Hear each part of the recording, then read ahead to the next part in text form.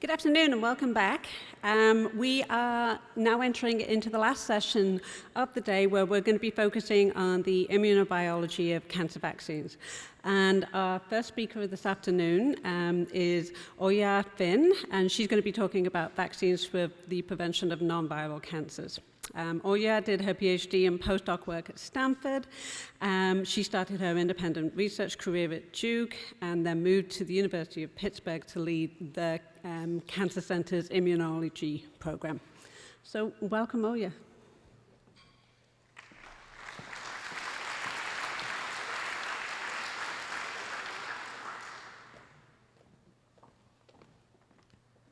Thank you, Jane, and thank you very much for the invitation. And if Stephanie Sprenger is watching, hi, Stephanie, we really miss you. She organized this wonderful symposium, and now she is not here, which is really sad. Anyway, this is my beautiful Pittsburgh. I just wanted to show off. I mentioned, as in one of the questions that I asked, I mentioned that I've been in this field for a very long time, for over 40 years. And just to show you how long I've been in cancer vaccines field, this is a front page of the Pittsburgh Post-Gazette, December 1993, when we opened the first in the world vaccine trial, cancer vaccine trial, based on a non-mutated cancer antigen, a tumor-associated antigen. The antigen was MUC1, and we vaccinated patients with advanced breast, colon, and pancreatic cancer. We were able to do this because a few years earlier, we had defined this tumor antigen as the target of immune responses of patients with these tumors. And we also identified it as a tumor-associated antigen and almost tumor-specific antigen. You'll see why I say that as I continue to talk about it. Using T cells and antibodies from patients with those cancers. And what they saw primarily was this antigen MUC1. And we also did a lot of animal studies in transgenic mice that carry the human MUC1 gene and showed that inducing an immune response to this antigen can lead to tumor rejection. So, and this effort of ours was part of a very large effort of a very large group of people in the decade preceding this trial and the next decade, where people were using basically T cells that we learned how to grow, human T cells, and sera from patients to identify a whole slew of antigens that were target of these responses. And I have to say, it was also the era of oncogenes and tumor suppressor genes. They were all discovered around that time. And we were convinced that most of the antigens that we would discover would be, in fact, products of those mutated genes. And yet, this did not happen. What we discovered, by and large, so we expected that this would be peptides from NRAS and KRAS and mutated P53, BCR-ABL fusion, all those, potentially very good sources of very tumor-specific antigens. And we found very few antibodies and T cells as a group that identified those molecules. And there were some random mutations. As you know, these are now the mutated neoepitopes people talk about.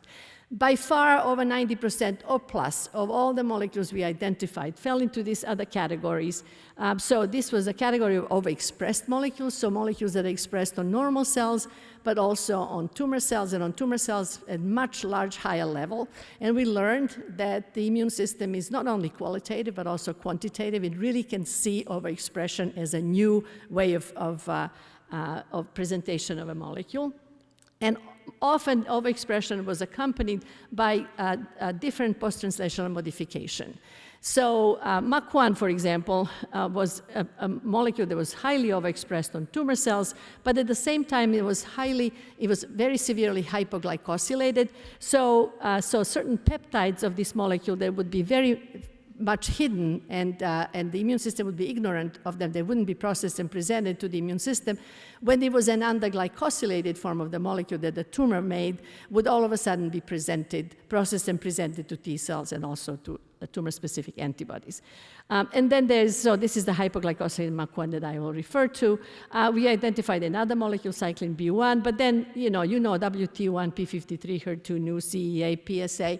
These are all antigens that repeatedly we found as targets of immune responses of patients that had tumors that expressed these antigens. And none of them were mutated. And of course, then phosphopeptides, there's so many signaling molecules in tumor cells that are changed, and so many signaling pathways, and the phosphorylation can be completely different, and that results in differentially phosphorylated proteins and peptides, phosphopeptides presented to the immune system that are very different than those that the immune system would find on normal cells. And of course, there's citrullinations, so all sorts of post-translational modifications change in tumor cells, and they change very reproducibly. So, for example, with the hypoglycosylated MUC1, over 80% of human tumors underglycosylate MUC1 and present tumor-specific epitopes as a result of this underglycosylation. And that involves all adenocarcinomas, breast, colon, pancreas, prostate, lung cancer, lung adenocarcinomas, as well as some B-cell and T-cell lymphomas and multiple myeloma. So that is very close to a universal antigen. And there are other antigens like H3, for example, very close to a universal antigen that we can explore as a target on many tumors of many patients. So we proceeded to use a peptide that was a source of a lot of these underglycosylated epitopes that we had identified, 100 and 105 amino acid peptide. It's from a tandem repeat region of the molecule, so it's a very highly repeated epitopes. And we proceeded to run clinical trials, and we ran them on sort of earlier and earlier disease. The very initial trial was stage 4 disease, then we went with minimal residual disease. We also went with pancreatic cancer, where there was nothing to do for people, so the vaccines could be like first line of treatment, even though it was an advanced cancer. And in most of these trials, we loaded up the peptide on dendritic cells. Most of these trials were published, and our overall response really was not commensurate with our overall effort. And that is that we treated with this therapeutic MUC1 vaccine over 150 patients with various adenocarcinomas, and we could measure an immune response to the vaccine in about 20% of them. We could see stable disease in about 10 to 20% of these patients, and we can see some prolonged time to recurrence free survival in recurrence and prolonged time to recurrence in about 20% of the patients. So that's but those responses were very marginal, meaning the frequency of T cells, that it was very low, the antibody titers were low, and in case you think that it's just because MUC1 is a lousy antigen, just about everybody was having exactly the same results with therapeutic cancer vaccines in advanced disease as monotherapy. And just to give you, in 2015, there was this wonderful article doing sort of a meta-analysis of all the clinical trials of cancer vaccines that were done between 1999 and 2014. I think there were over 900 trials. And they were vaccines based on just about everything you can think to do. Whole tumor cells, tumor cell lysates, genetically modified tumor cells, this whole list, shared tumor antigens, specific tumor antigens, viral antigens like HPV antigens, and all the trials in pink, phase 1 and 2 trials. And across this x-axis is also just about every human tumor was addressed with a therapeutic cancer vaccine. And in green is instances where we proceeded to a phase 3 trial. Phase 3 trial, as you know, is very important if you're going to approve a vaccine for use. And you can see that that is the smallest little bar, and many of them did not make it there. So it didn't depend on the antigen, it didn't depend on the patient, and lest you think that, we discussed some of the newer vaccines today, but I looked to see how recent are some of the publications using therapeutic vaccines as monotherapy. And here are 4 2021, 2022 publications. And I can't really read it from here, but it's prostate cancer, breast cancer, and lots of patients on these trials. And here are the figures. You don't even have to see what paper is the figure from. All I can show you is that this trial had 200 patients per arm. This one had 400, 300, 200, and controls, right, placebo controls, and you can see that the curves are completely overlapping. So all the technical efforts and technological advances that led to new delivery systems and new forms of antigens and everything, they all resulted by 2022 in this sort of result. So we learned a lot. Today we talked about how all these trials, even if they don't work, teach us something. They teach us how the immune system reacts with cancer. And we learned that the tumor microenvironment, it's really the most important factor. Not necessarily the antigen we use, not necessarily the delivery system we use, the type of the vaccine we use, but whom we vaccinate. And this is a wonderful paper that I often refer to. It's getting a little old, but it shows that the tumor is a mass that is often very few tumor cells and everything else around it are the cells that are there to promote tumor growth and suppress the immune system. So when the cells of the immune system, the effector cells, anti-tumor effector cells, come to the site, they really don't have much of a chance. So even if your vaccine is really good and generates really good response peripherally, those cells have to get to the tumor sites and tumor wall site to do something, and by the time they're there, they're very severely compromised. And I am convinced, we talk about the tumor microenvironment as something that is in the tumor itself, but according to all the work that I have done, the tumor microenvironment is the whole patient. Usually all the immunosuppressive factors and cells that you find in the tumor microenvironment, you find them in the peripheral blood. So what do we do now? So we discussed this trial today, some exciting things about the heroic efforts to identify the antigens, to make the mRNA vaccine, to vaccinate, and for the first time ever, I'm not going to go through details because we saw, for the first time ever, the curves are separating. So, but again, I made a point that in previous trials, these were therapeutic vaccines that were used as monotherapy. This is a combined therapy with checkpoint inhibitors, chemotherapy, and then the vaccine, and we are seeing some effects. The problem, and I brought that up in one of the questions I asked, is the problem is that then this is $1 million vaccine.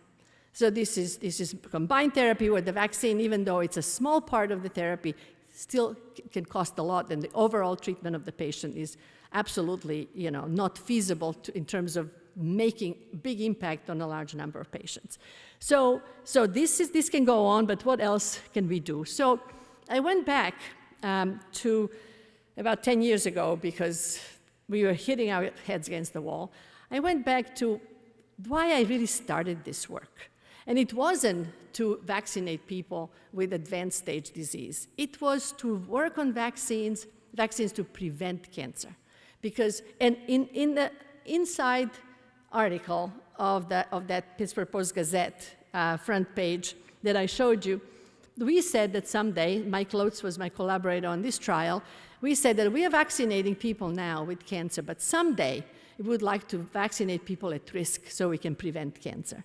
And we were convinced that we could do that because MUC1 was a very special antigen because it was expressed on all tumors, and we later found out that it was also expressed on premalignant lesions, et cetera. But what really put us on the right track and allowed us to move the whole approach to interception and prevention rather than therapy was a very strange observation that we didn't really, for a while, didn't know what to make out of it. And that was that as we looked at anti-MUC1 immunity in cancer patients and used healthy individuals as controls, we found just as strong anti-MUC1 immunity in about 20% of healthy individuals with no history of cancer. So we sort of filed that away and tried to figure out what was going on there, and started working on other antigens. And I told you cyclin B1 was another antigen that we discovered that was overexpressed in tumors compared to normal cells. And sure enough, when we looked at healthy controls, we found tremendous levels of memory responses, T-cell memory responses, and antibody titers to cyclin B1 in about 25% of healthy individuals with no history of cancer. That sort of made us, confused us, I must say, until I ran into the work of a colleague of mine who is here in Boston, Dan Kramer, who is an epidemiologist at Brigham. And he is also an ovarian cancer oncologist. And he was always interested in events that lower risk of ovarian cancer over a lifetime. And what he discovered were that events like mastitis, bone fracture, IUD use, current smoking, pelvic surgery, mumps, actually are very strongly associated with a reduced risk of ovarian cancer over a lifetime. And it opened a tremendous stage for me because what I remember is that we had just published this paper showing that a woman with, suffering from mastitis, sterile mastitis, had very high levels of T cells and circulating antibodies specific for the tumor form of MUC1. And all the biopsies of her breast, and that was done for a specific reason, showed destruction of ducts and ducts full of abnormal MUC1, hypoglycosylated MUC1, and T cells. And so it occurred to me that mastitis, for sure, we knew, changes the expression of this form of highly glycosylated MUC1 to this hypoglycosylated MUC1, and that mastitis may actually be inducing an immune response to this form of MUC1. Then we marched through all these other events and showed that the same thing was happening in these events, that transiently and acutely, normal MUC1 expression of these epithelial cells, which is low and fully glycosylated, was changing to very high expression levels of a hypoglycosylated form of MUC1, presenting a totally different molecule to the immune system, and transiently and acutely inducing an immune response. So we published numerous papers, which I showed in the previous slide, associating every one of these events with abnormal expression of MUC1 and induction of an immune response to MUC1.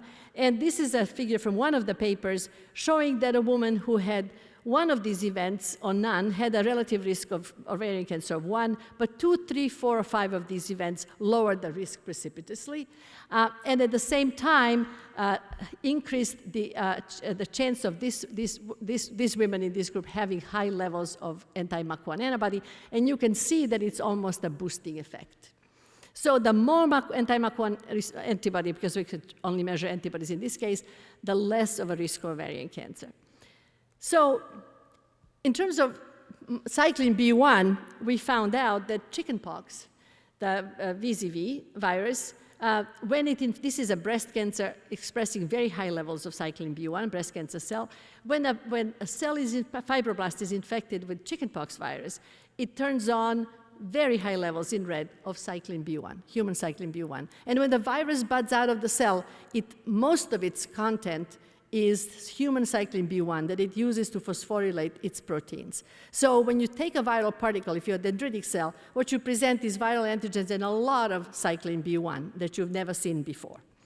So it generated this hypothesis that said that during viral infections, bacterial infections, inflammations, we tested IBD, mastitis, endometriosis, of course tumors, cells change, and in these situations, they change transiently, and they express very different molecules on their surfaces that are a signal to, other than the pathogen itself, but their own self-molecules are expressed in a very different way, signal to the immune system that they should be destroyed.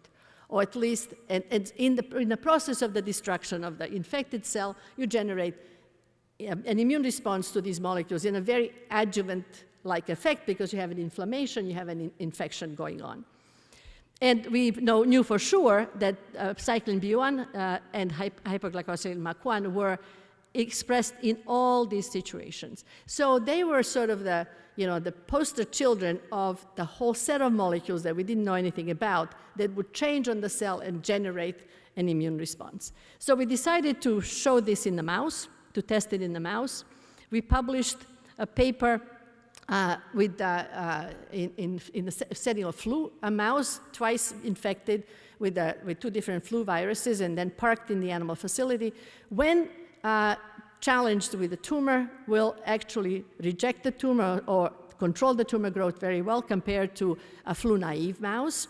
And if you look for a post-infection versus pre-infection sera and what the sera can recognize on a tumor cell, you see a whole lot of new proteins. And we can do mass spec analysis on these proteins, and we can identify many of them, and all of them are self-antigens that are abnormally expressed. In this case, we showed lots of them were very highly overexpressed during the infection. And if you took peptides from those proteins, or these peptides that we identified, used it as a vaccine, you can protect from tumor growth, and the mice survive. So these are antigens that they're not part of the virus, but they're part of the abnormal expression of self molecules, differentially processed, differentially expressed during these infectious events. We did the same thing with the LCMV infection. So LCMV virus this is an acute virus clone. There's another, it's chronic, that's a different story, but an acute, the mice recover from the LCMV infection, and all of a sudden they have a lot of antibodies that recognize different tumor cells, in this case Lewis lung carcinoma and an EL4 cell, and they can control the virus experienced mice control the growth of the tumor.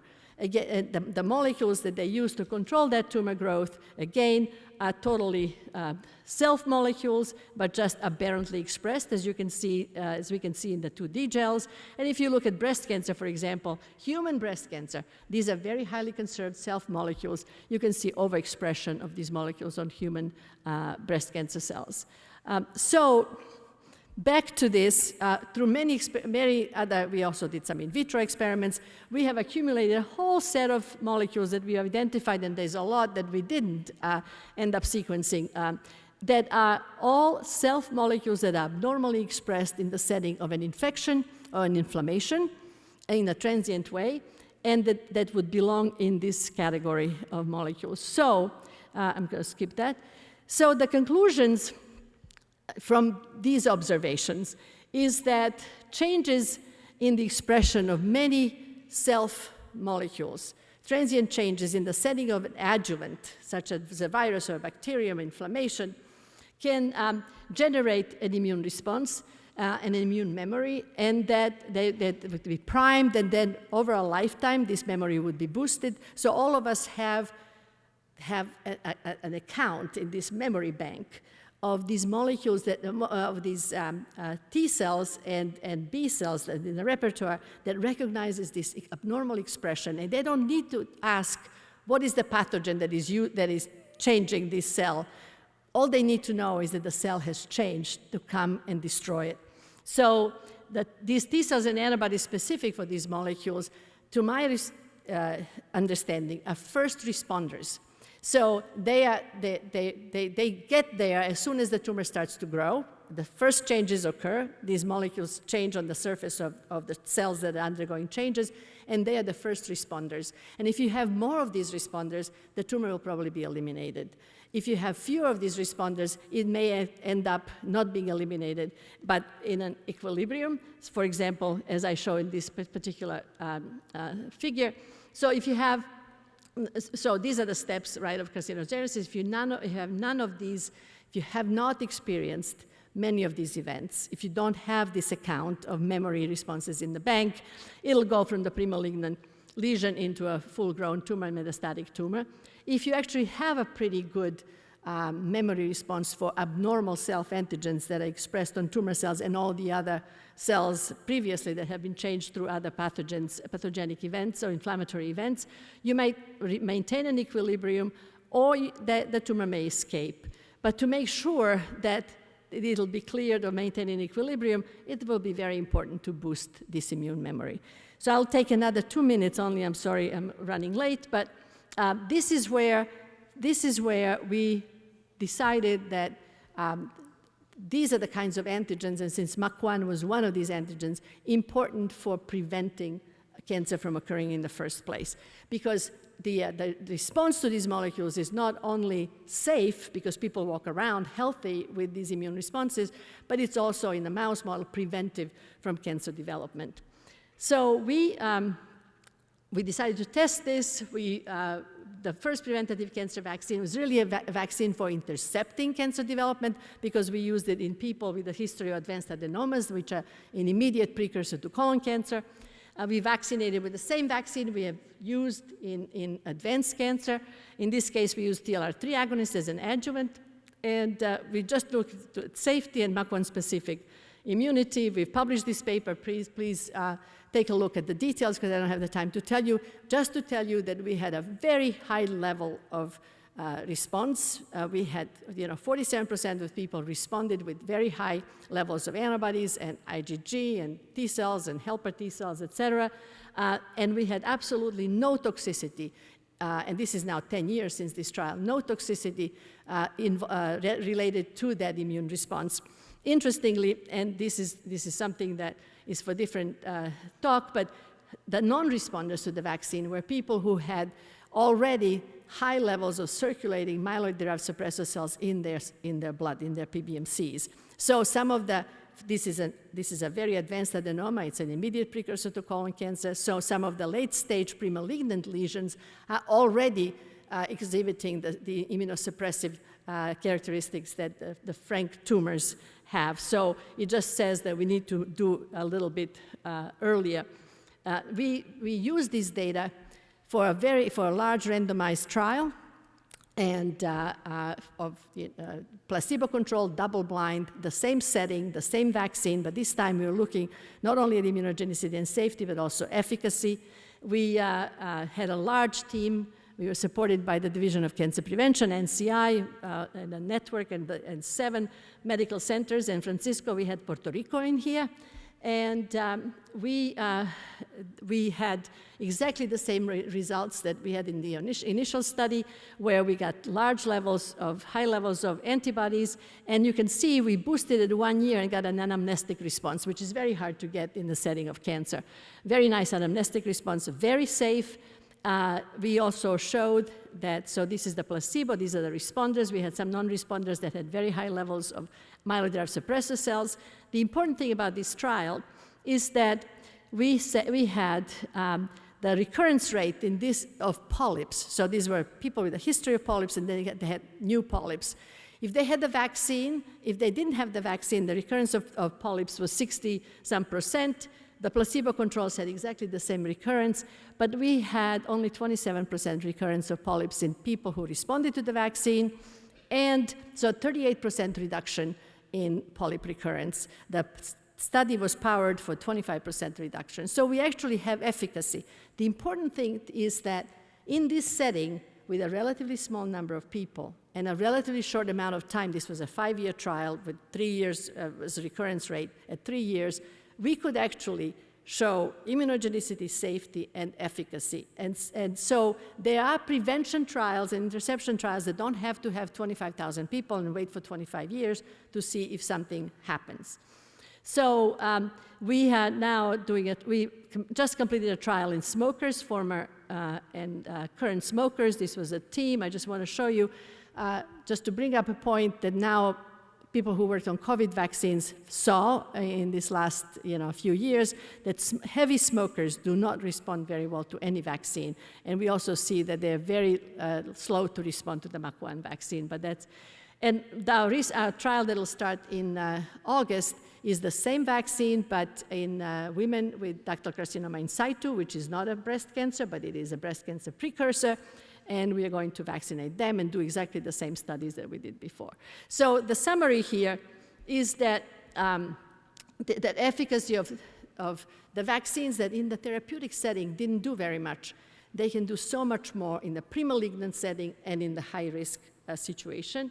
And the other thing that I'd like to point out is that with the new technologies to discover early cancer and early premalignant lesions, et cetera, we have so many premalignant settings where the vaccines, not only the MUC1 vaccine, but many of the shared tumor antigen vaccines that we already have, can be applied. And then, this set of antigens of the abnormally processed molecules in the setting of inflammations and pathogen infections, et cetera, and the memory to these molecules can be really used to make these vaccines really boosters rather than initial preventative vaccines.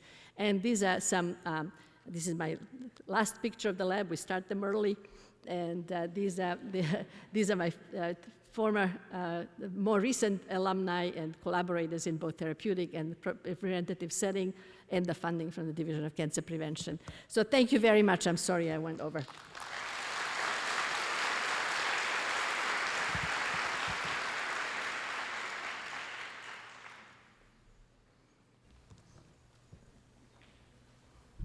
I can count on you. Okay, thank you for your great talk. So how about the strategies inspired by your work? If we use the tumor-specific lipid nanoparticles to deliver S-spike protein of SARS-CoV-2 causing COVID-19 into the tumor cells, then we can use COVID-19 mRNA vaccine to treat the tumor. Okay, I'm going to give it a try. Because like all the other speakers, it's very, yeah. So, no, so we're not, so again, the tumor setting is the wrong setting to use vaccines as mono treatment, right? So the wrong setting. So we have to think in terms of earlier settings. And also, in order to vaccinate somebody who is my age or, you know, a little older than you, priming an immune response is going to be very difficult. We don't have so many naive cells running around, and this is when we get cancer, right? But what can really be a real strength of an aged individual that is most susceptible to cancer is the immune memory for molecules that are abnormally expressed on tumors, because they have seen them, the immune system has seen them before, when they were 5 years old and had mumps, when they were 10 years old and, you know, had a strep throat, things like that. I'm not sure I answered your question, but it's what I heard. Thank you so much for this really inspirational talk. So regarding vaccines in the prevention settings, what are your thoughts on intervening in pre-malignant lesions Yes. versus normal people? And this especially from the point of view that in pre-malignancy, immune escape might have already happened. Yes. So clearly in the polyp situation, repeatedly we see that in over 50%, there's already there's already an immunosuppressive microenvironment that could allow escape and progression, right? So we were talking about biomarkers earlier. If we selected MDSC low participants, we would have 100% response. So it is a biomarker of whether the person is going to respond well.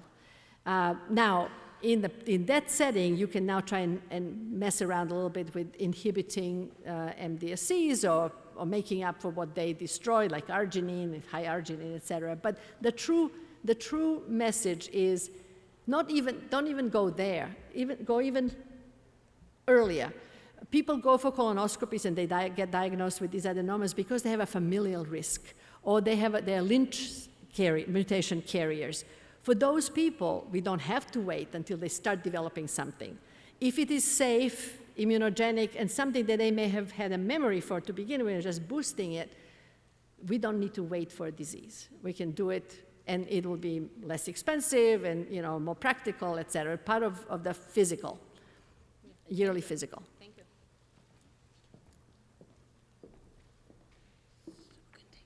Okay, these two. Oh. All right. Great talk. I really like the TAA concept because it's really going to lower the cost and broaden a better patient population.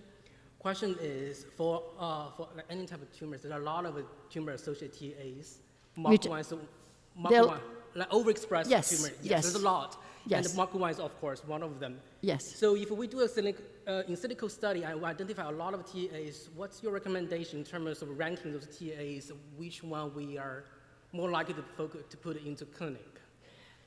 Okay, so if I understood you, what's the choice, right? What's the choice? Yes. What's the choice? Well, I would say that that depends on the risk of the patient, right? So if my familial risk is colon cancer, great. I would worry about that, and I would get this vaccine because I'm worried about getting colon cancer. But it should protect me from breast cancer, from lung cancer, you see, because it should cross-react with all of these. So if I get a vaccine because I think I'm in danger of colon cancer, it should be cross-reactive with premalignant lesions or the beginnings of all the other tumors. And this is why, it's like more of a universal antigen. But the idea would be really to take, for example, 5 or 10, we're talking about multi-antigens, we can take 5 or 10 of these self molecules that are normally expressed in acute pathogen or inflammatory events, and we can make a universal vaccine. It doesn't have to be just for cancer, because if you were to vaccinate a child with these molecules, right, that would be expressed during a viral or bacterial infection, we could cross-protect against pathogens as well as cancer, because, we can't vaccinate against every pathogen to begin with. We already have 250 vaccines or something like that. Nobody gets that. But we could have one. Yeah. Thank you. I'm sorry, but you can come and find me. I'll do that. Yes. Thank you.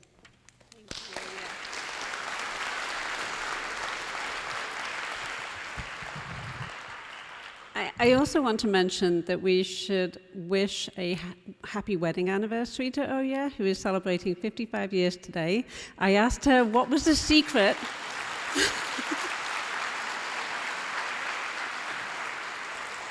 What was the secret to a happy marriage? And she highly recommended traveling to lots of conferences and not spending time at home. Our next speaker is not the speaker that you were expecting. Our next speaker is going to be talking about leveraging the antigen architecture to maximize anti-tumor immunity. And it's actually going to be Malte Roeden. He's a physician scientist specializing in hematology and oncology with a strong interest in cancer immunology and therapy. He's a postdoc fellow in Stephanie's lab, and that's why he's actually giving Stephanie's talk today. He's a postdoc scholar here at the Koch. He's also one of our convergent scholars here at the Koch Institute. He completed his medical training at the University of Tübingen, where he's also a resident physician. I think he deserves a really extra special round of applause because he only knew he was giving this talk at 8 o'clock this morning. So.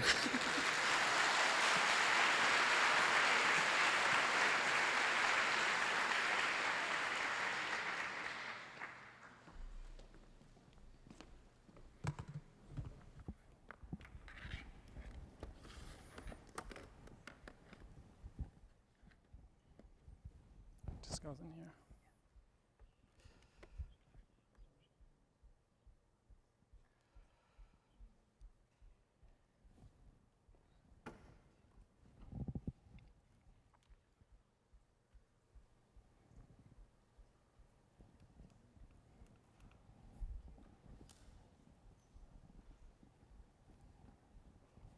So thank you, Jane, for that nice introduction. So I'm very happy to present on Stephanie's behalf today, who unfortunately can't be here today. And I will be sharing data from work that we have been doing in the lab that is aimed at trying to get a better understanding and then hopefully leveraging neoantigen architectures to maximize anti-tumor immunity. So as probably most of you are familiar with, immune checkpoint blockade therapy has revolutionized the treatment of many cancer entities and is now a first-line treatment in many settings. However, as for example shown in this graph, there are still drastic differences in response rates between different cancer entities, with some entities benefiting immensely from these therapies, whereas others respond poorly. And much work has been done to try and get a better understanding of the determinants of response to checkpoint blockade therapy, as this would not only be useful to predict patient responses, but it might also inform the design of immunotherapy approaches, ideally more potent ones. So while we still lack a complete understanding of the determinants that drive responses to checkpoint blockade therapy, we like to think of 4 broad categories of patients when it comes to spontaneous anti-tumor immunity, as well as responsiveness to checkpoint blockade therapy. So-called hot tumors, which are often characterized by high expression of PD-L1, are often T-cell infiltrated, but these T-cells are exhausted and show gradually declining effector functions. And these tumors are often amenable to checkpoint blockade therapy. A second group refers to tumors that can appear to be hot because they are T-cell infiltrated, but these T-cells are non-functional and are often not amenable to checkpoint blockade therapy. A third category refers to tumors which are characterized by a T-cell exclusion phenotype, such as those, for example, characterized by high SOX2 expression. And where there is a productive T-cell response, but these T-cells fail to infiltrate into the tumor where they would ideally exert effector functions due to various mechanisms. And last, tumors that lack a T-cell infiltrate and do not seem to drive an effective anti-tumor T-cell response. And this can be to many different mechanisms. And one of the tumor intrinsic mechanisms that have been linked to a lack of a productive T-cell response is subclonal or heterogeneous neoantigen expression by the tumor cells. And clinical data really highlights the importance of neoantigen clonality as well as expression patterns for anti-tumor immunity. It has been shown, for example, across several entities that clonal neoantigen burden is highly associated with responses to checkpoint blockade therapy, whereas subclonal neoantigens do not seem to drive effective anti-tumor immune responses, both spontaneous as well as induced by checkpoint blockade therapy. And despite the significant impact that we see of neoantigen architectures on anti-tumor immunity, we are still lacking a good understanding of the mechanisms linking neoantigen architectures to immune evasion. But why are neoantigen architectures generally often complex in cancer? First, and this is often a consequence of exposure to external mutagens, we are often dealing not just with one, but multiple neoantigens presented by the tumor cells at the same time, which means that there is potential for the neoantigens as well as the responses to them to interact with one another. And then additionally, and this is a consequence of tumor evolution, where we can have genetic alterations occurring in individual cancer cells, neoantigens can be presented subclonally, meaning that their presentation is limited to a varying fraction of the tumor. And while this is simplifying it a little bit, with tumor progression, neoantigen architectures generally tend to become more complex and less clonal, meaning that we are dealing with tumors that have multiple neoantigens presented at the same time, and we have clonal neoantigens presented by all cancer cells, as well as subclonal neoantigens presented only by fractions of the cancer cells. And we know from several relatively recent publications, as well as from our own work, that both the co-expression of neoantigens as well as their clonality are in fact important determinants for the respective T-cell responses. And improving our understanding of how neoantigen architectures impact anti-tumor immunity is critical, considering that the vast majority, if not all, human cancers are subclonal diseases. And getting a better understanding of the mechanisms enabling immune evasion in subclonal tumors might further guide the rational design of immunotherapies, including, for example, cancer vaccines. So aiming to get a better understanding of how subclonal neoantigen presentation enables immune escape, we have been modeling neoantigen architectures using a transplantable syngeneic mouse model of non-small cell lung cancer. And in this model, we are using lentiviruses to express either single or multiple neoantigens along with a fluorophore as well as a genetic barcode for tracking purposes in this transplantable lung cancer cell line.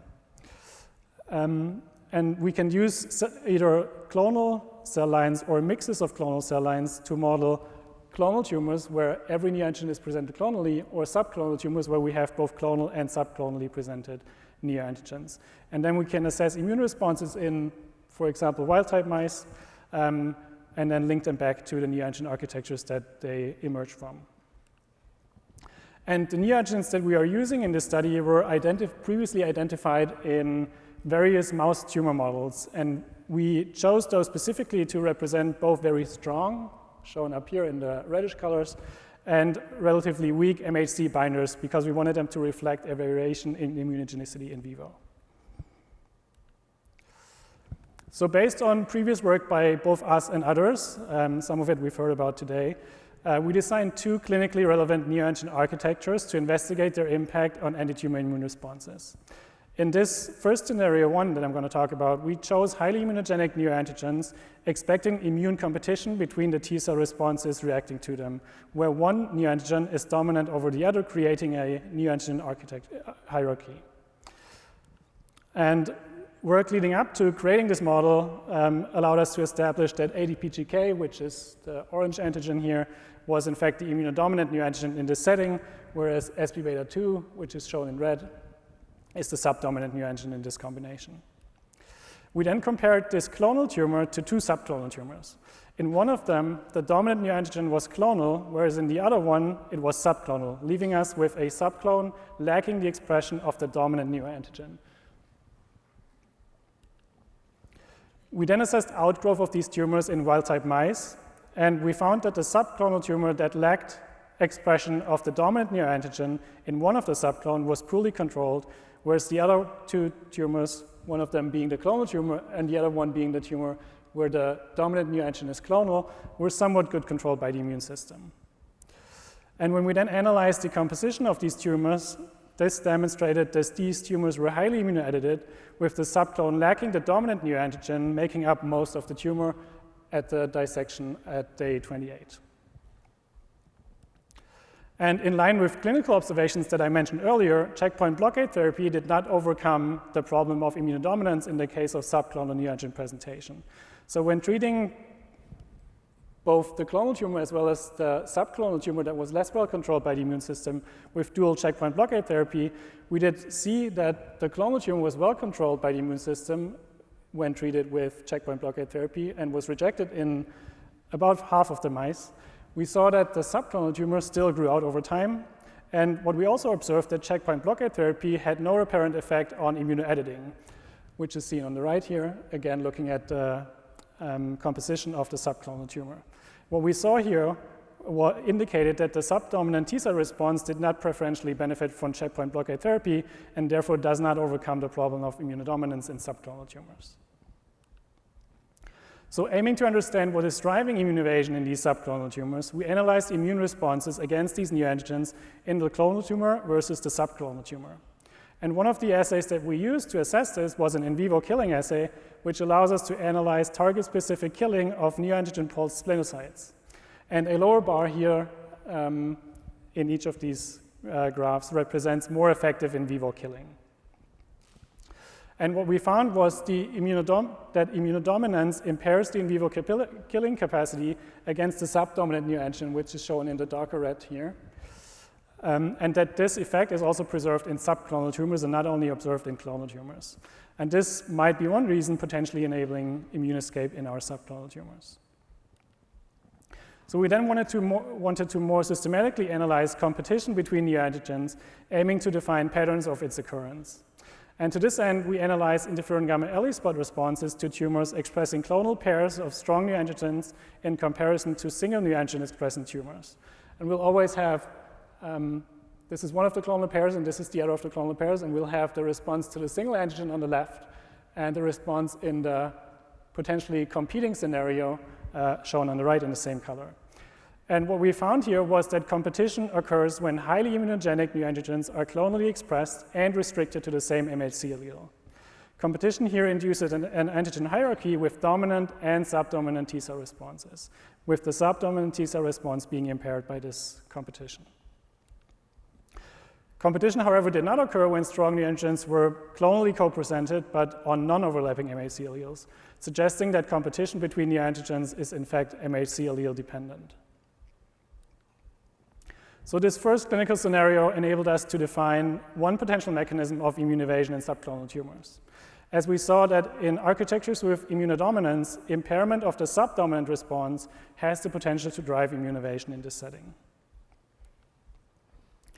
Shifting gears and away from competition between neoantigens, I will get to a second scenario of neoantigen architectures.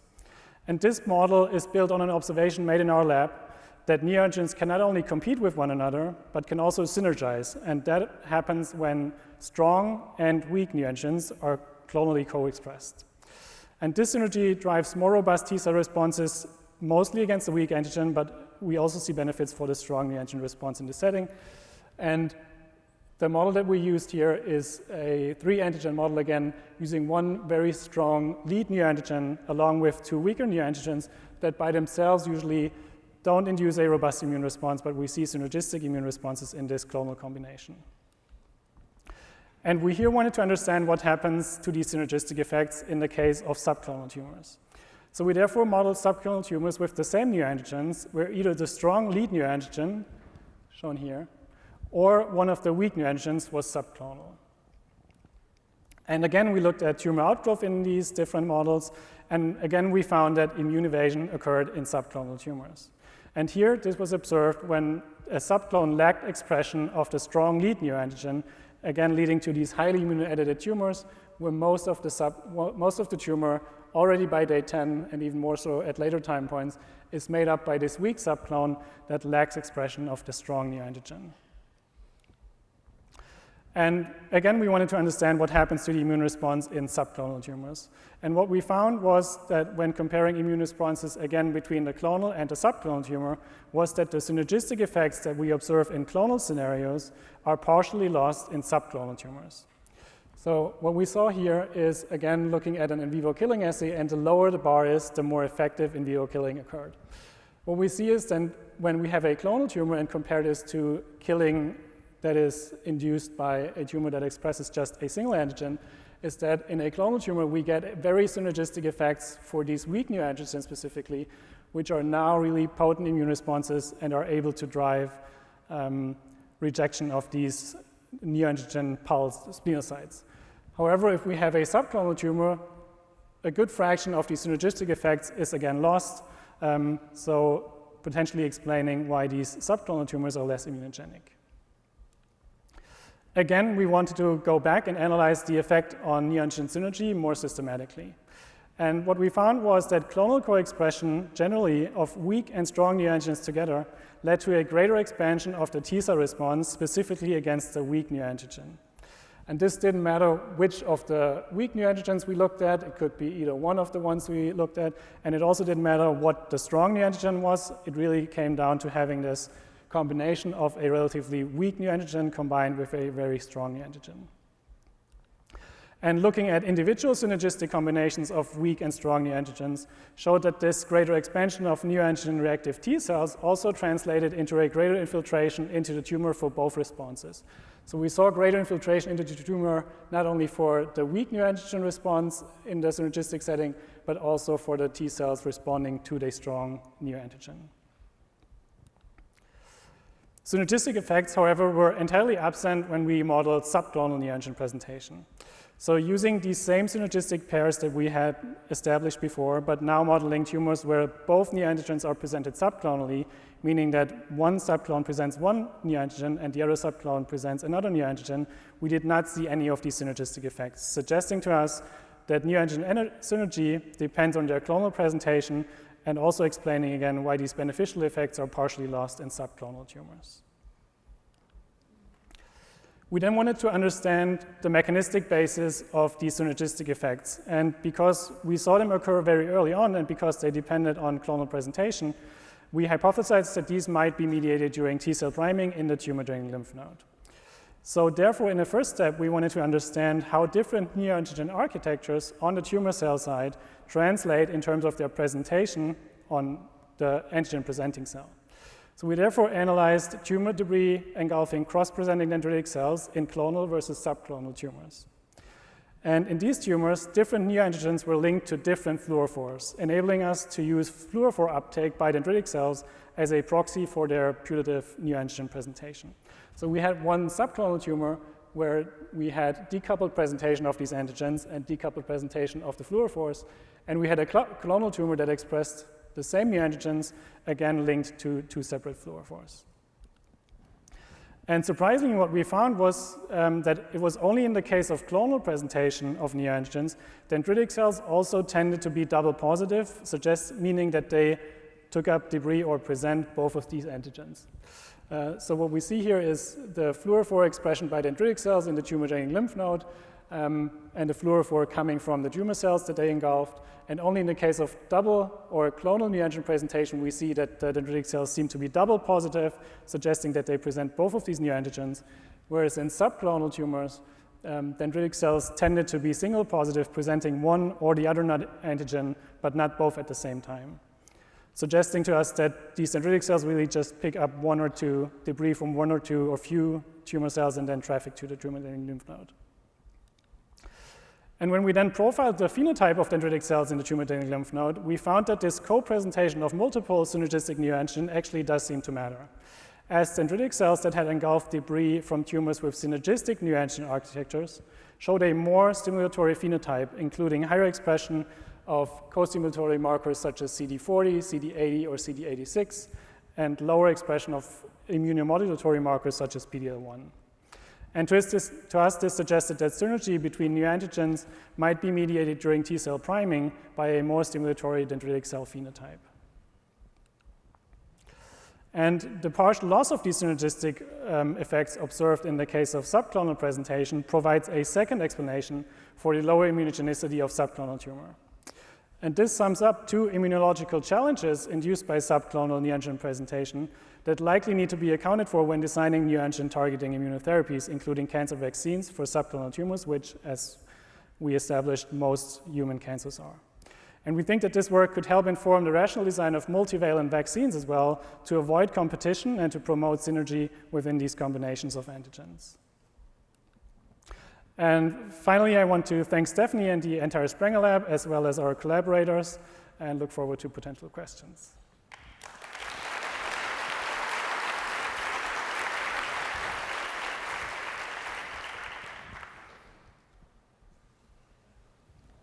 Thank you for your interesting talk. So you mentioned the competition and the synergistic interaction between subclonal neoantigens. So how about if we develop aptamers or molecular clues so that we can mask the neoantigens communications in order to elicit uniform immune response so as to enhance immunotherapy? So hope I got the question right and try to answer it. So I do think that picking the right targets as well as the right combinations will be very important to avoid these competition effects, and specifically if you have a subclonal tumor, if you have multiple strong targets to choose from, to choose the one that is the one, probably the subdominant one, because that's where you are, where there is unexploited immunogenicity that needs to be harnessed by providing this ideally just priming in the absence of immunogenic competition.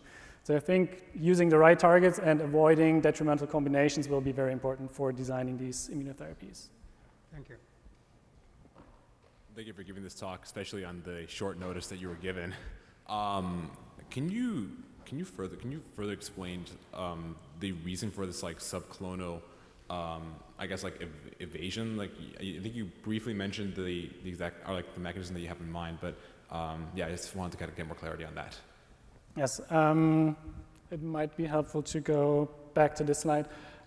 So we currently think about two distinct mechanisms of immune evasion enabled by subclonal neoantigen presentation. One of them being driven by immunodominance, meaning that if you have a competition between neoantigens, one of the neoantigens is the subdominant one, meaning that you get an impaired immune response against that specific neoantigen. And at the same time, this means that if you have a tumor subclone that lacks expression of the dominant neoantigen, but only presents the subdominant neoantigen, the immune response against this will be worse than in a clonal tumor, because it impairs the immune response against that, in theory, highly immunogenic neoantigen, and it enables it to escape the immune system. And that, I think, is the prime example where cancer vaccines will come in. But it will be important to address this, or identify first and then address this problem specifically. And the second scenario where we see immune evasion is the loss of synergy. And I think this is a two-parter, one being that we lose some of these synergistic effects. We don't know if they are observed in humans so far, but we see them in our model pretty consistently. we lose some of these synergistic effects is one problem, of course. And then the other problem is that in the model that we are using here, there's one subclone that lacks expression of a very immunogenic neoantigen. So it might be that binding affinity of these weaker neoantigens, as well as just killing and tumor cell lysis of these only weak neoantigen expressing cells might just not be sufficient. Gotcha. Thank you. That was a fascinating talk. Well done. So what do you think is the sort of evolutionary benefit of this scenario in the context of why the immune system is really not so capable of recognizing and ablating subclonal neoantigens or cells harboring them, in the context of perhaps chronic viral infection or microbial infections? Can you think of an evolutionary benefit why the immune system has evolved like this? That's a great question, and I've been wondering that too, and I don't think there is an evolutionary benefit from the system, but it is consistently observed that the immune system does seem to target a relatively limited number of neoantigens or epitopes in viral disease. It doesn't only refer to cancer. But I have not been able to come up with an evolutionary benefit, as one potential explanation might be that there is only so much space and so many growth factors that T cells can share between each other that it is beneficial to have one driving immune response that is then potent enough to eradicate all of the microbes or virus-infected cells. So the immune system sort of evolved to put all its eggs in one basket and go for one really dominant hit. And probably, at least in viral diseases, the problem of subclonal presentation probably also doesn't exist. Unless you get evolution of viruses. Which you do in chronic viral infection, I guess. That's going to be different, But in acute, that shouldn't be a problem. Sure. Chronic, yes. Yeah, fantastic. Thank you. Sorry, I'm the Oscar music. Oh, no problem.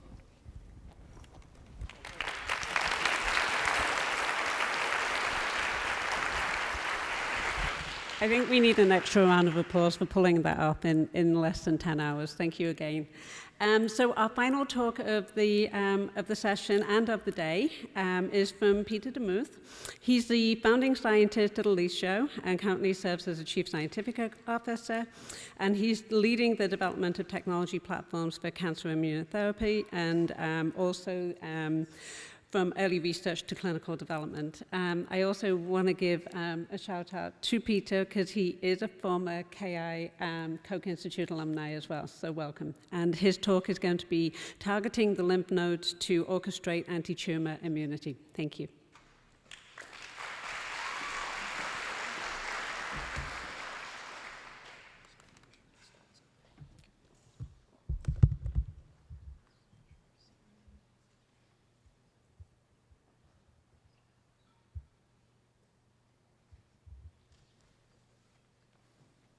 All set. Great, good afternoon. First, let me say thank you to the organizers. It's great to have a chance to share some of our work at Elicio with you. And for this audience specifically, I hope this will be quite an interesting story because, as you'll see, it did start with some exciting innovation here at MIT and the Koch Institute and Daryl Irvin's group, and has since been developed at Elicio, now leading to what I think is some very encouraging early clinical data. So, with that said, I'll be sharing some of our strategy for targeting cancer vaccination to the lymph nodes, including an update on our clinical program, ELI-002, which is cancer vaccine targeting mutant KRAS-driven solid cancers.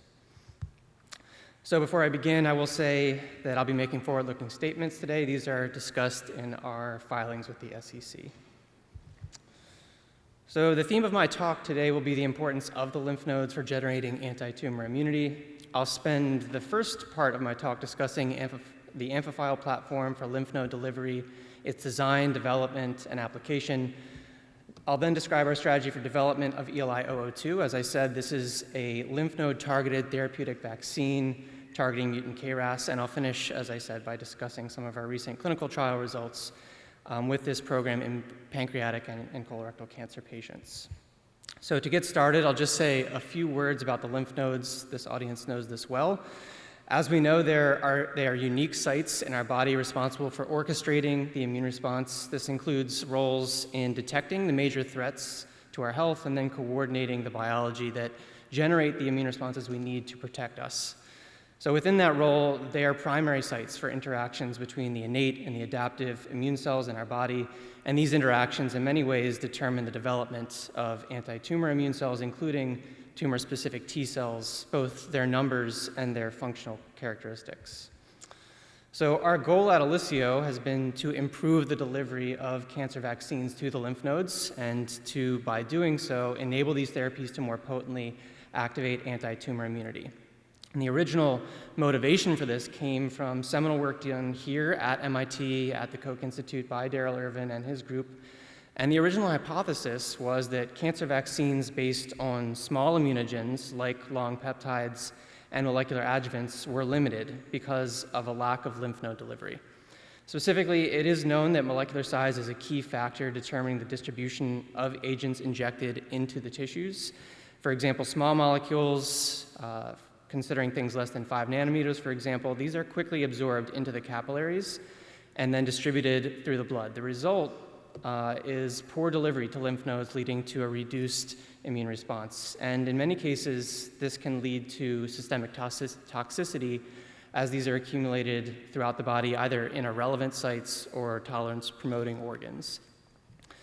So by contrast, larger molecules, 5 to 50 nanometers approximately, are too large to enter the blood vessels, and instead they're captured into the lymph vessels, leading to lymph node accumulation.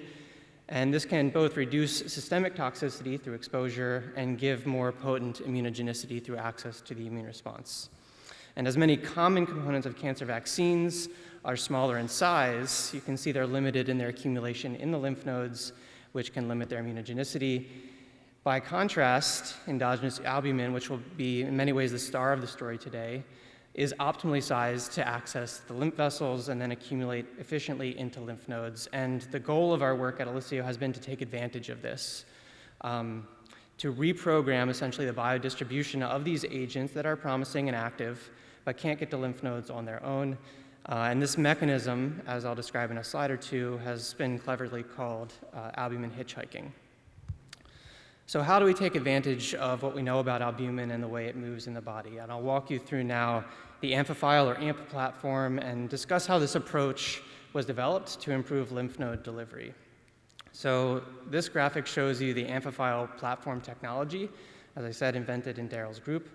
As you can see, this is a bioconjugation methodology where a variety of immune-active payloads can be chemically modified to promote their lymph node delivery. And as you can see, you can apply this to various classes of molecules, small molecules, peptides, nucleic acids, even small proteins.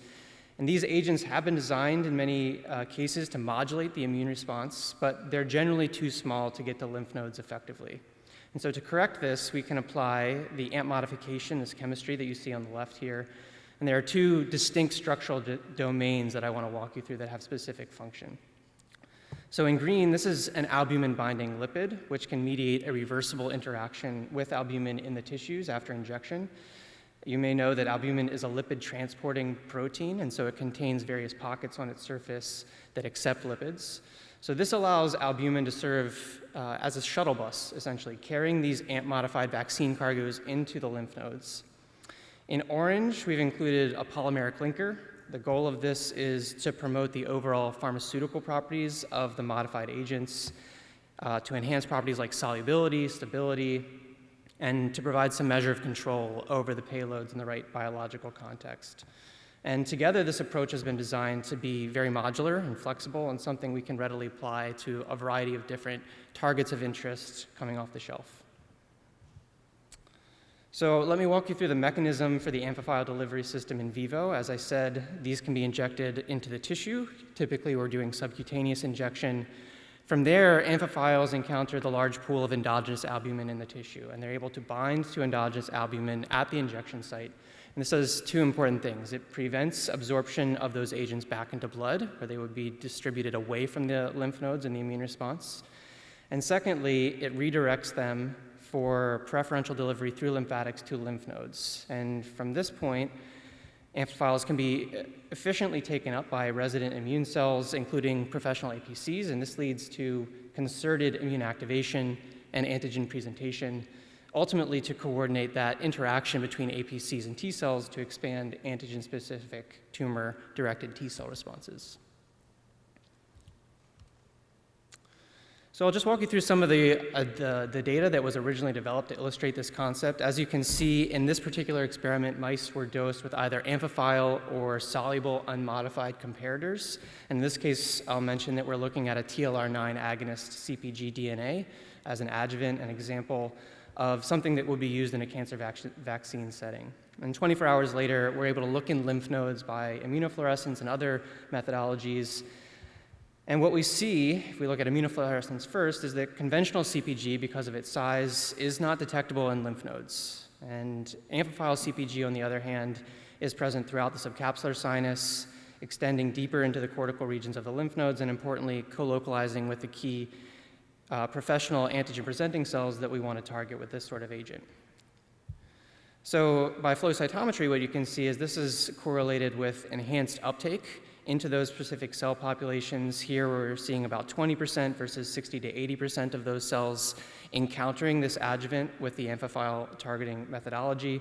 And this is associated also with a gross increase in the size of the lymph nodes, which seems to be indicative of a robust immune activation within the tissue.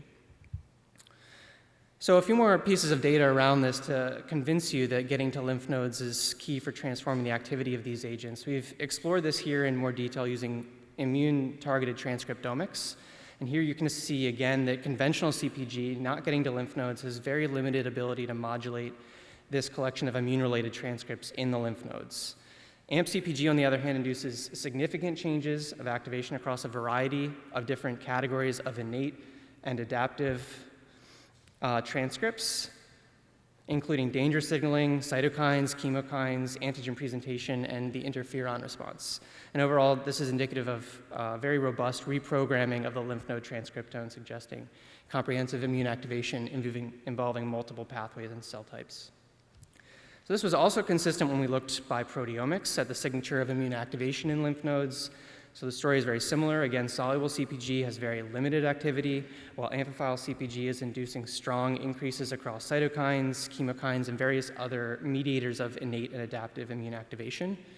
And then finally, we assessed the cell dynamics, various different cell populations in the lymph node, and again found that AMP-CpG, but not soluble CpG, was able to promote these very significant increases in cell numbers and functionality across monocytes, macrophages, and dendritic cells.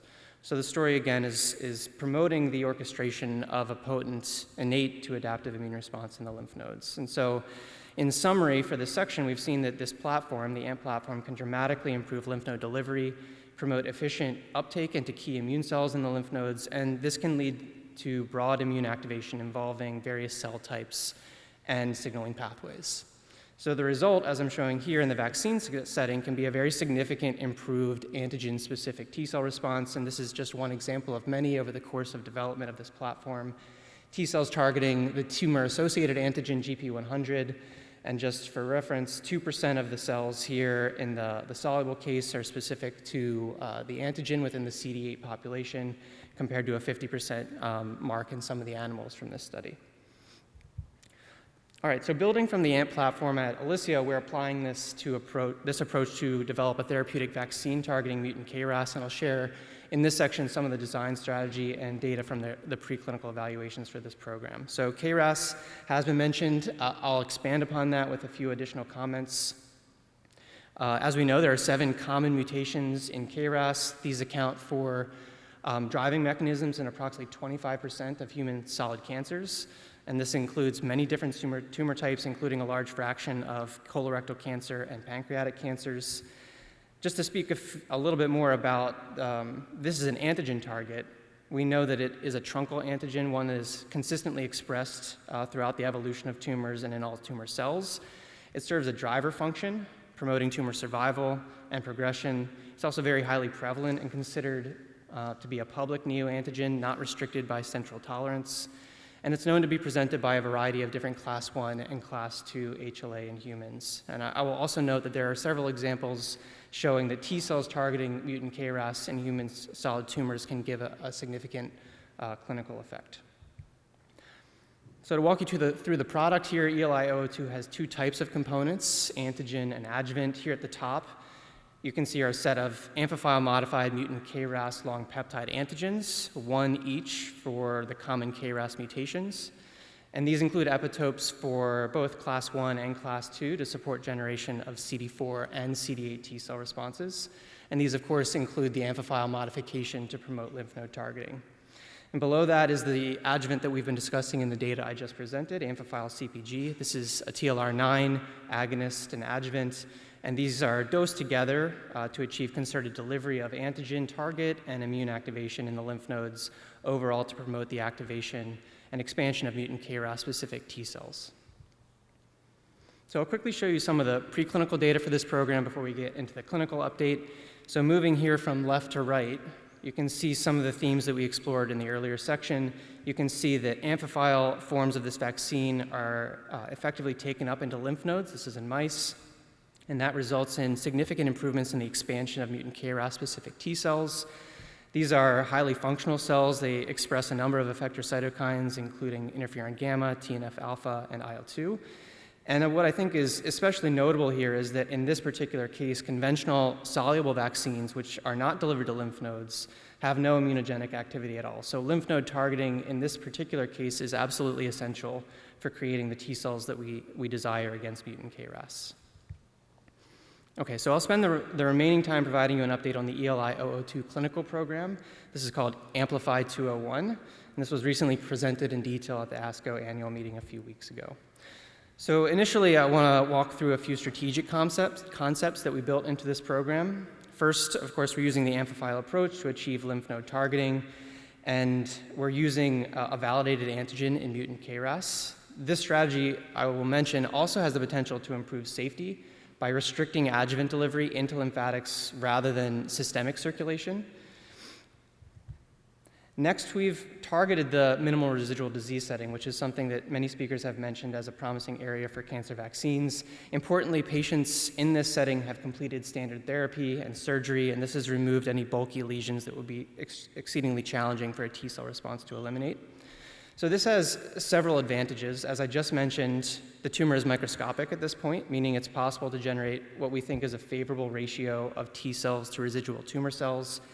Patients are also relatively early in their progression, so immune function is relatively intact, and the loss of HLA is an uncommon finding in these patients. You'll see as I walk through the rest of the study that we're able to confirm MRD, and that's important because we're able to establish that these patients have persistent molecular disease and are universally destined to progress. So this allows us to establish early anti-tumor activity by monitoring for biomarkers of disease, and generally these are reliable predictors of disease course, either control or progression. So a few notes to build up on the trial. We are treating patients in this setting with either G12D or G12R mutations. The first trial here was evaluating a 2-peptide version of the vaccine that target those 2 mutations. As I said, these patients have completed standard therapy and have no evidence of disease by imaging. However, as I mentioned, they have persistent molecular disease with elevated ctDNA or serum tumor antigen biomarkers. So for this trial, we enrolled 25 patients, 20 of those with pancreatic cancer, 5 with colorectal cancer.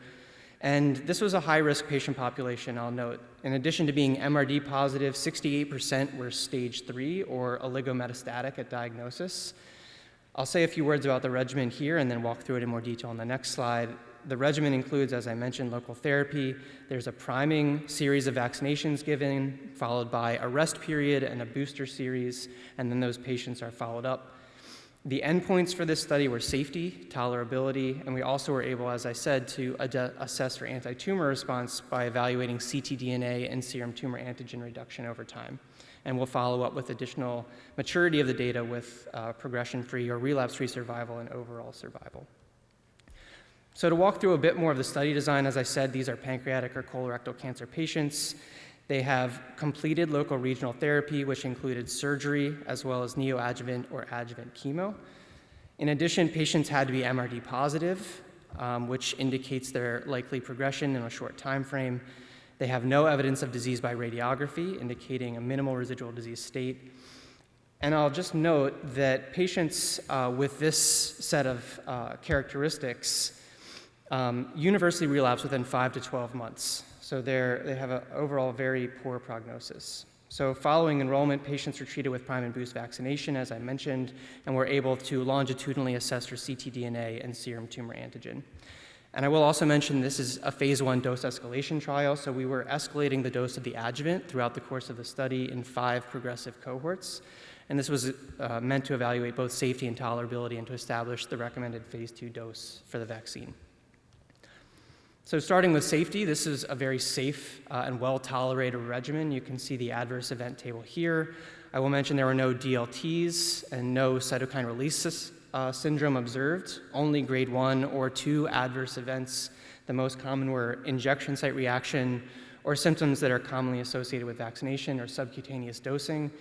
I will say this is in contrast to historical evaluations of soluble CpG, where DLTs were observed, and this certainly suggests that restriction of the amphiphile form of CpG into the lymphatics can improve overall safety of this agent. I want to spend some time here because I think this is a very encouraging early sign of the anti-tumor activity for this candidate. The waterfall plot here shows the best overall tumor biomarker response for each evaluable patient at the data cutoff. These are measured relative to the baseline level collected during enrollment. So what's exciting is that we are able to see in these patients, 77% of them have achieved a reduction in their tumor biomarker, either ctDNA or serum tumor antigen, and 32% of those patients had complete clearance of their ctDNA at follow-up. So you can see a couple annotations below. They're annotated either for tumor type, either pancreatic or colorectal, mutant KRAS status, G12D or G12R, or the biomarker used to assess them. What's encouraging is that we saw responses across colorectal and pancreatic. In fact, 100% of the colorectal cancer patients had a reduction in their tumor biomarker, and a majority of the pancreatic cancer patients had a response as well. I will also note that we saw responses for both G12D and G12R tumors, and in addition, we've done high-resolution HLA typing, and we can see that responses extend across a diverse background of HLA in our patients. So of course, these are early markers of activity, but studies do show that reduction and certainly clearance of ctDNA is correlated to long-term outcomes for these patients. In addition to biomarker responses, we also saw encouraging mutant KRAS-specific T-cell responses. You can see the fold change from baseline represented here for our evaluable patients. A few notes here. These were assessed using standard ex vivo assays on blood cells without any expansion ex vivo. The assays were a fluorospot as well as an intracellular cytokine staining protocol by cytometry. So we know these T cells are both mutant KRAS specific and functional from these assays.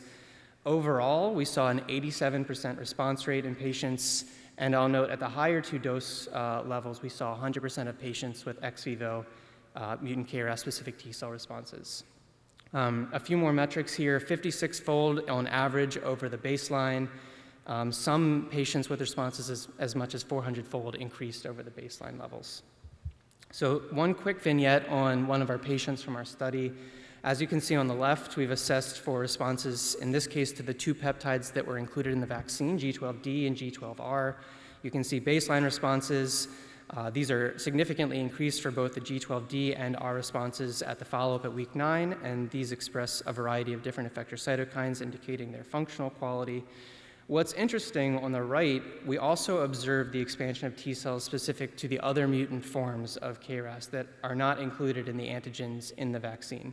So this is interesting, certainly, and potentially due to the development of cross-reactive T cells capable of recognizing more than one mutant form of KRAS. And I will note that this type of cross-reactivity has been observed previously for KRAS-specific T cells in the past.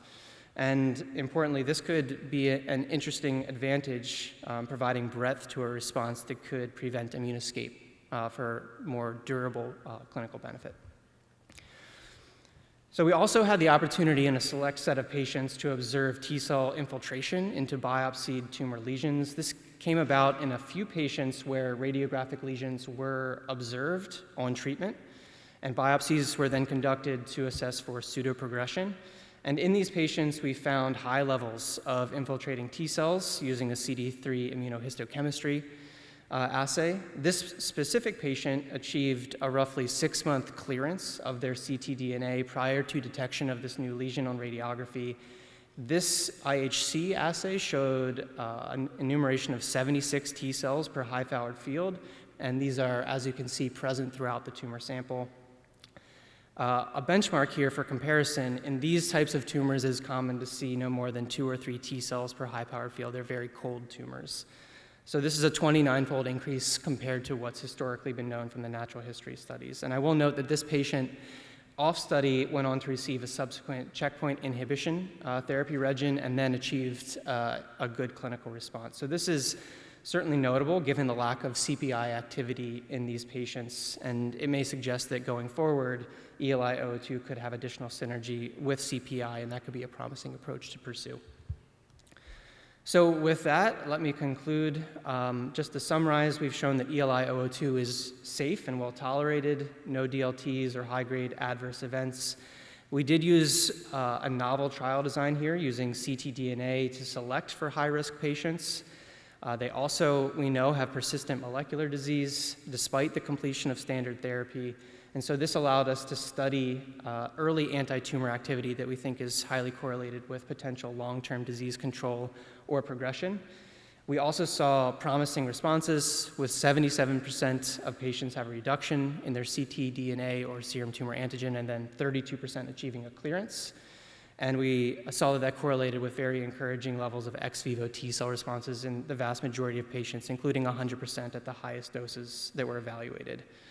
I will close with just one additional note. We've opened ELI-0027P, which is an analogous trial where we're evaluating the 7-peptide formulation of this drug. And that will be interesting because it will allow us to enroll additional patient populations and also potentially improve the breadth of the T cell response that we elicit. So with that, let me acknowledge all the people that contributed to this. Obviously, the wonderful team at Alisio, the team here at MIT, including Daryl, Haipeng, and Kelly. And I'd also like to acknowledge all of our clinical investigators and partners, the staff, obviously the patients and their families, and everybody that contributed. So with that, I'll close. I'd be happy to answer your questions. Thank you.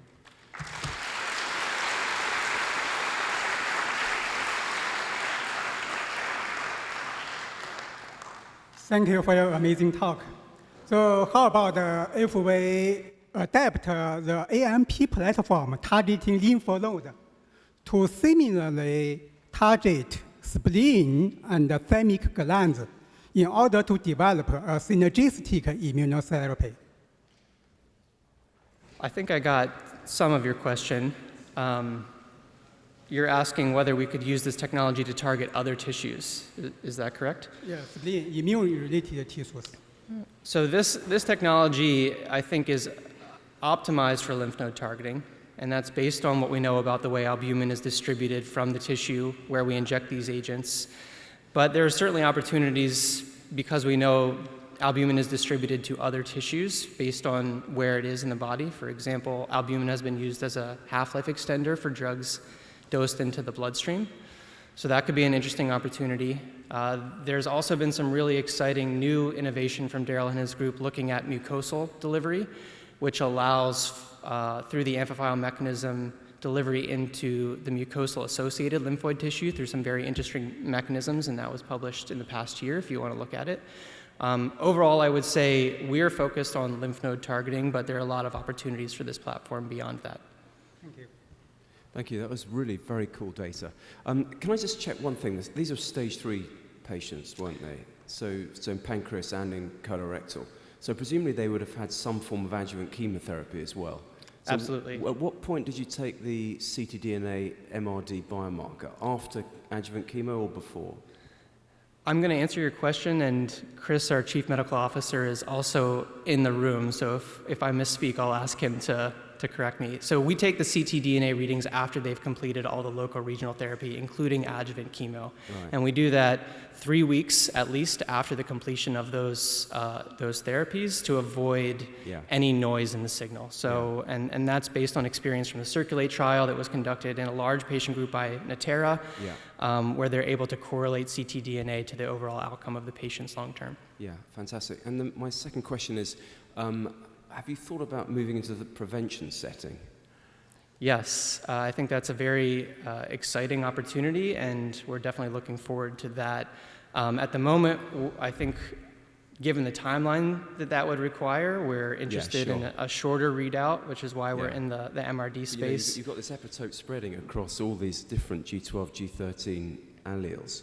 You could see a scenario where you could think about a sort of prevention study in high-risk Absolutely. Smokers, for instance. You could look at familial history. You can look at other risk factors to concentrate for populations that would give you a shorter readout to potential benefit, but also have the opportunity to benefit from such a therapy. Yeah, brilliant. Thank you.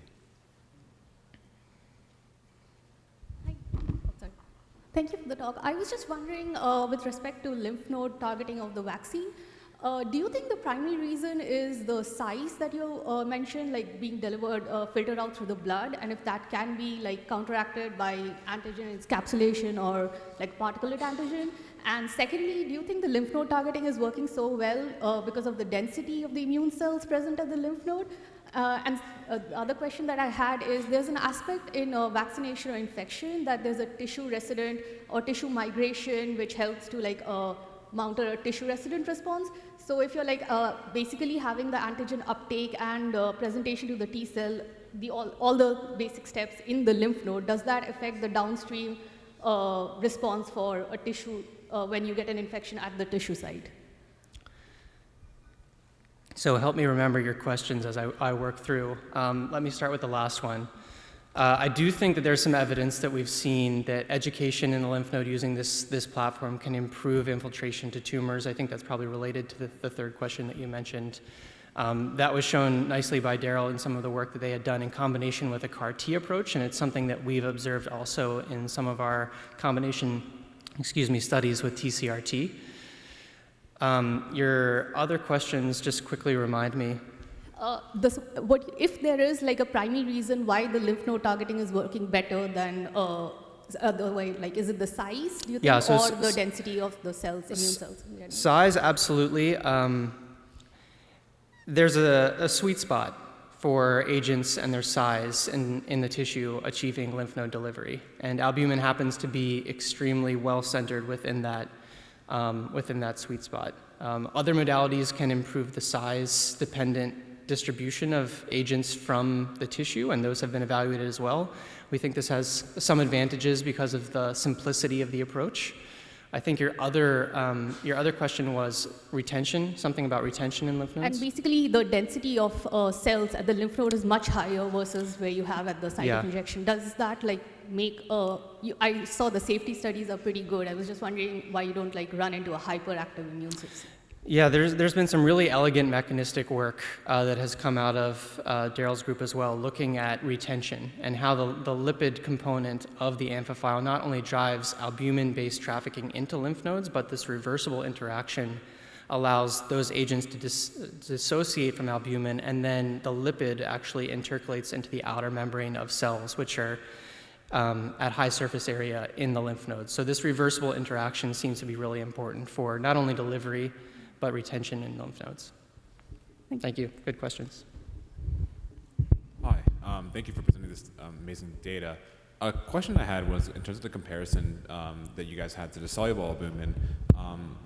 Do you guys have any data on like comparison to like I guess like standard LNP formulations and the competitive argument for albumin over like all these different nanoparticle formulations that have been tried for God knows how many years? Yeah, as I said, there's been a lot of different platforms that have been developed in an effort to package different vaccine components and enable them to generate a better immune response. We ourselves have not done any head-to-head comparisons with LNPs, for example, but there's been some studies looking at a meta-analysis, for example, of the literature, where you can look at polymer particles, micelles, liposomes, a variety of different generations of technologies and compare them to the albumin lymph node hitchhiking approach that the amphiphile takes, and there's some ways to compare across studies there. So I don't think the amphiphile is the only way to get to lymph nodes, but it's certainly an extremely efficient and simple way to do that with this platform. Gotcha. So I don't want to hamper discussion, but so last two questions, please keep them short and short answers. Okay. You can always come up to me afterwards. That was a fascinating talk. As you undoubtedly know, some of the KRAS trials recently were HLA restricted to A11 and CO8. I'm wondering, was your trial HLA restricted, and if not, how broad were the HLA responders that you saw? Yeah, thanks for that question. Yeah, very encouraging to see the A1101 and CO802 specific T-cell adoptive therapy successes. We did not HLA restrict in this trial. We were convicted that there was enough evidence that HLA presentation on class 1 and 2 for mutant forms of KRAS was prevalent enough to give a high frequency of response among an unselected patient group. We do HLA typing, as I mentioned, so we'll attempt to do that analysis retrospectively to determine if there is some specific HLA that is necessary, but our data to date does not suggest that that's the case. Thank you. So you're dealing with two cancers that are notoriously immunosuppressive, yet you mentioned that your population should have a fairly intact immune response. Have you looked at those populations for their T-cell function and exhaustion, things like that, ahead of these trials? So we've not done that in either selecting patients. I think there's potentially an effort to stratify. As we look at retrospective analysis, we get to bigger patient populations. Currently, we do whole exome sequencing of the tumors, so we could extract some information from that, and we'll additionally build in additional translational biomarkers that could help us determine where the signal is strongest as we move forward in the development pathway. Do you think that maybe you're boosting a memory response? Absolutely, yeah. I think you saw in the vignette that I presented, but it's very characteristic of the responses that we see that there are pre-existing KRAS T cells present in the majority of our patients. And maybe they are less susceptible to the immune suppression as it goes on. It's certainly possible. I think the history of KRAS shows that there's a lot of pre-existing T cell response against KRAS. Thank you.